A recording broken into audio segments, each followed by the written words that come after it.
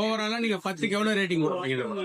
இந்த ரேட்டு போடுறதுல எனக்கு சுத்தமா பிடிக்காத தலைவா. இந்த ரேட்டெல்லாம் விடுங்க. சமூகத்துக்கு நல்ல கருத்து சொல்லியிருக்காரு.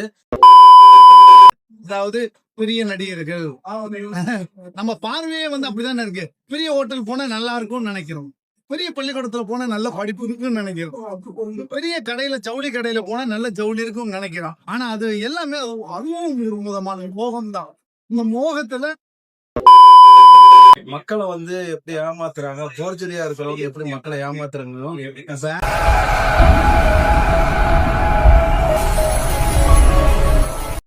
சார் மருதம் படம் பாத்திருக்கீங்க எப்படி சார்?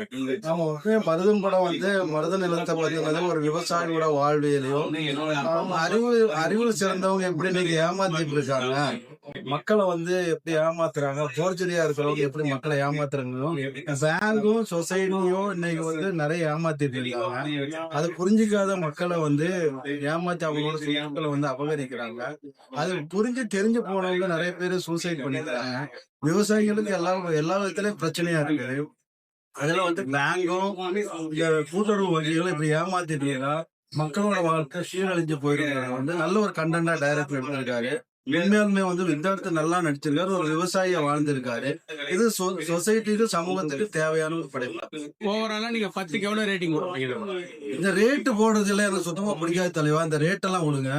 சமூகத்துக்கு நல்ல கருத்து சொல்லியிருக்காரு. கண்டிப்பா மக்கள் அது சமூக அடிப்படையில பார்க்கணும். நிறைய விவசாயிகள் பாதிக்கப்படுறாங்க, மக்கள் பாதிக்கப்படுறாங்க. அவங்களுக்காக இந்த படம் எடுத்திருக்காங்க. அதனால இதை பார்க்கணுமே தவிர இந்த ரேட்டிங்ல எனக்கு உடன்பாடு இல்லை. நன்றி. அற்புதமான மருத படம், அற்புதமான கலை படைப்பு, ரொம்ப தரமான தமிழ் படம். ஒரு இன்றைய காலகட்டத்துக்கு வந்து அதாவது நமக்கு கண்ணுக்கு தெரியாம நம்ம வந்து நம்மள சுரண்டிக்கிட்டு இருக்கிற நிறைய கார்பரேட்டுகள் இருக்கு. அதுல வந்து ஒரு ஏழை விவசாயி ஒரு தன்னை அறியாம ஒரு இடத்துல பேங்க்ல போய் தன்னை சிரமப்படுறது சேர்ந்தா இந்த படம் கண்டிப்பா வந்து அதாவது இது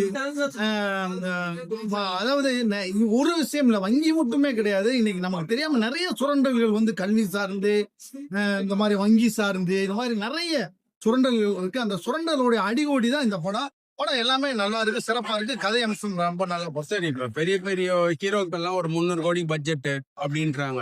அப்ப ஆனா அது சரியா போக மாட்டேங்குது. நம்ம பாத்துக்கிறோம் லோ பட்ஜெட் படங்கள். ஆனா பசங்க எல்லாம் ஹிட் ஆகுது. டூரிஸ்ட் ஃபேமிலி லோ பட்ஜெட் போயிட்டு நீங்க அது என்ன காரணம் இருக்குன்னு நினைக்கிறீங்க?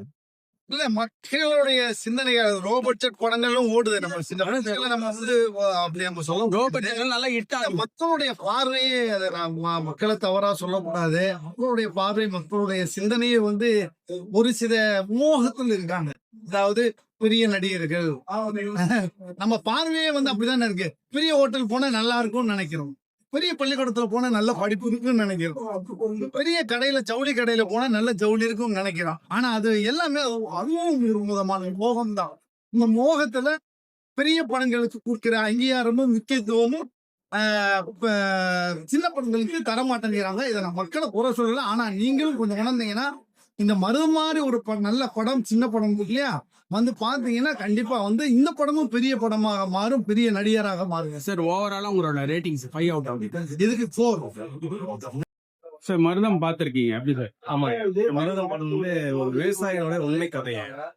அதுல விவசாயிகள் எல்லாம் பணத்துக்காக எவ்வளவு கஷ்டப்படுறாங்க, அவங்க உயர்வு என்ன, வழி என்ன, அதோட வழியை வந்து ஆழமாக உணர்ந்ததுனால வந்து அவங்க முதல்ல விவசாயம் நினைக்கிறாங்க இயக்குனர். அதனால அந்த வழியை வந்து வெளிப்படையாக வெளிப்படுத்திருக்காரு. முன்னாடி நடக்கிற குற்றங்களை வந்து திரைக்கு மறையில் நடக்கிற குற்றங்களை வந்து தெளிவாக எடுத்து முடியும். அது மட்டும் படம் மிக அருமையாக இருக்கிறது. இது வந்து எல்லாரும் கண்டிப்பா இன்னைக்கு வந்து ரீச் ஆகலாம் கூட முன்னாடி ரீச் ஆகி சொல்ற கருத்தை வந்து தெளிவாக சரி. இந்த ஃபேமிலியோட பாக்குற மூவியா? குடும்ப கதை தான். அதாவது ஒரு இப்ப எனக்கு அப்பா அம்மா தான் என்னோட கஷ்டம் தெரியுமோ அவங்களோட கஷ்டம் வந்து உணர்றவங்க கம்பல்சரி வந்து பார்த்தா ரொம்ப புரியும். சரி, இப்ப பெரிய பெரிய அந்த ஹீரோனெல்லாம் 2000 கோடி அப்படின்றாங்க, நிறைய பட்ஜெட்ன்றாங்க. இந்த மாதிரி லோ பட்ஜெட்டுக்கான படம் வந்து லோ பட்ஜெட்டான படங்கள்னால ஹிட் ஆகுது. அது ஏன், அது என்ன ரீசன் நினைக்கிறீங்க? உண்மையான கதை இருக்கிறதுனால, அந்த கதை வழி இருக்கிறதுனால வந்து கண்டிப்பா ரீச் ஆகும். இதுல இருந்து ஒவ்வொரு கருத்துமே வந்து உண்மையான கருத்து தான். எதுவுமே வந்து படம்னா திரைப்படம்னா இங்க வந்து அப்படி காட்டுறதுதான் திரைப்படம். அது மாதிரி கிடையாது. அவங்களுடைய வழியை அறிஞ்சு சொல்லியிருக்காங்க. அதனால வந்து உண்மையா வந்து கண்டிப்பா சக்சஸ் ஆகும். சார் உங்க ரேட்டிங்? ரேட்டிங் வந்து 4.5. இது வந்து ஆபாசமோ வந்து தவறான படமோ தப்பான கண்டென்ட் எல்லாம் கிடையாதுங்க. ஃபேமிலியோட உட்காந்து பார்க்கலாம். ஒரு குடும்ப படம் அது. இதுல எந்த ஒரு தவறான எதுவுமே கிடையாது. ஃபைட்டு கூட கிடையாது. உண்மையா படத்துல சொல்ல போனா சமூக பிரச்சனை ஒரு வாழ்வியல் அழகா சொல்லியிருக்காங்க. கண்டிப்பா இதை பார்க்கணும். Okay, thank you. நான் மருதப்பரப்பனா இருக்கேன். யார் நல்லா நடிச்சிருக்கேன்? இல்லை சார், நல்லா இருக்கு படம், ஒன்றும் குறை இல்லை. என்ன family oriented story? Family sir மொத்தம். இது சித்தார்த்துக்கு இது வித்தார்த்துக்கு ஹிட் ஆகுமா? சித்தார்த்து ஹிட்டாவா சார்? சூப்பரா இருக்கு bro.